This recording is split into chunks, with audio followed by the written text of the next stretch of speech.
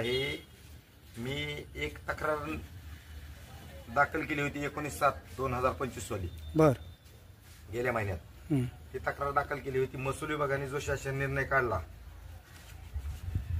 17 जुलै 2025 त्या शासन निर्णयाच्या अनुषंगाने संबंधित कर्मचाऱ्यांनी, महसूल कर्मचाऱ्यांनी त्या गौण खनिज चोरी करणाऱ्या, मुरुम चोरी करणाऱ्या दरोडेखोरावर गुन्हा दाखल करायचा फौजदारी स्वरूपाचा। असा काही कुठलाही गुन्हा दाखल केलेला नाही। उलट आर्थिक देवाणघेवाण करून यांनी पंचनामा केला 8 तारखेला 8/8/2025 ला। त्या पंचनाम्यामध्ये असा उल्लेख कुठंच केला नाही त्यांनी की त्याचं मेजरमेंट दिलं नाही किंवा काय केलं नाही, अशा पद्धती आहेत। तर त्या अनुषंगाने मी त्यांना 6/8 दुसरं पत्र दिलं। 6/8 दुसरं पत्र दिलं की मी 14 ऑगस्ट 2025 पासून आमरण उपोषणाला बसतोय। ग्राम महसूल अधिकारी निमगाव केतकी आणि मंडल अधिकारी निमगाव केतकी, मी 14 तारखेपासून इथं उपोषणाला बसलेलो आहे।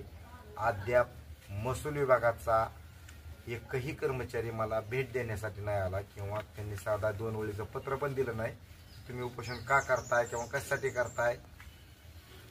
बरं, त्यांना तुम्ही पत्र दिलं की मी उपोषणाला बसणार आहे म्हणून? हे पत्र आहे माझ्याकडे। बरं, ते पत्र दिल्यानंतर त्या पत्राचं काय मुस्करीने त्यांनी तर आजपर्यंत तुमच्यापाशी संपर्क साधलाच नाही, कधी त्याचं उत्तर काय दिलेलं नाही। बरं, माझी एक मागणी आहे की ह्या निमगाव केतकीचे ग्राम महसूल अधिकारी व मंडल अधिकारी आणि जो मुरुम चोर आहे त्याच्यावर फौजदारी गुन्हा दाखल करावा, ह्यांना सहआरोपी करावं आणि ह्या प्रकरणाची माननीय जिल्हाधिकारी साहेब यांनी ETS प्रणालीद्वारे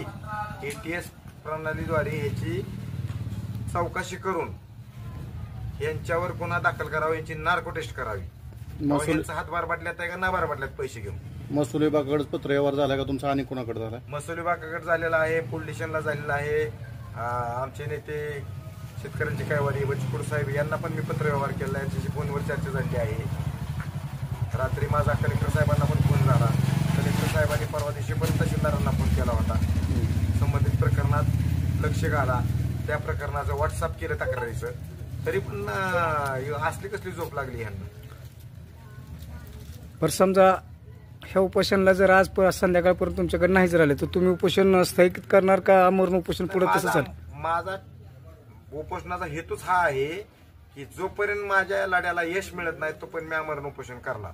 ज्या दिवशी ते महसूलचे कर्मचारी पोलीस स्टेशनला जाऊन इंदापूरला त्या इसमावरती गुन्हा दाखल करणार नाही, त्या गुन्ह्याची कॉपी, FIR कॉपी माझ्यापाशी आणून दिल्यानंतर मी उपोषण सोडणार। मला आता जरी त्यांनी FIR कॉपी आणून दिली तरी उपोषण सोडायला मी तयार आहे, पण गुन्हा न दाखल करता कुठल्या अनुषंगाने मी उठणार आहे?